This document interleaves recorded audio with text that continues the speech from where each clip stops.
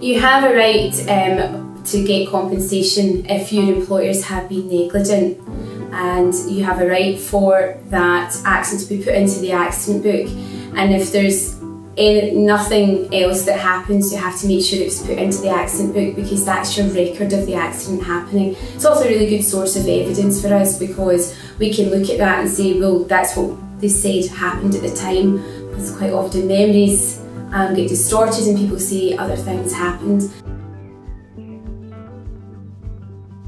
It's helpful if you have witnesses and you have their details, so that we can speak to those witnesses and get eyewitness accounts as soon as possible after the accident. If you have copies of the accident book, you don't always get that. You're not entitled to have the accident book. You are entitled to go and get a copy of it from your health and safety person in the place. So as much evidence as you have, photographs of it, witnesses, and just tell us as much as you can about it, that's sufficient.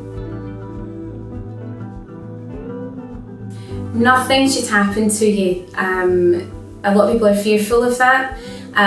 Accidents happen, employers should look after you.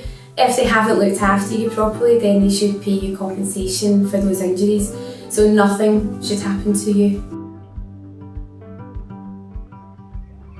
Again, it shouldn't affect your future employment. The only time it should affect your future employment is if the accident has caused injuries to you that cause you not to be able to do a certain part of your job.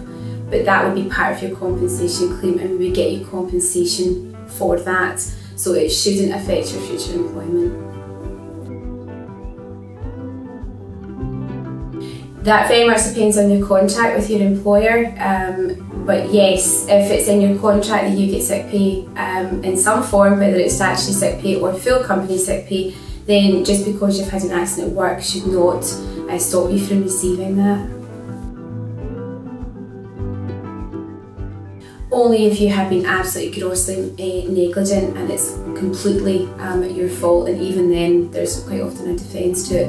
No, you can't. If it looks as if you're going to be dismissed as a result of it, you should seek legal advice as soon as is possible. It's often very easy to stop that from happening, and when solicitors become involved, employers will often back down, but it's just very important to get advice.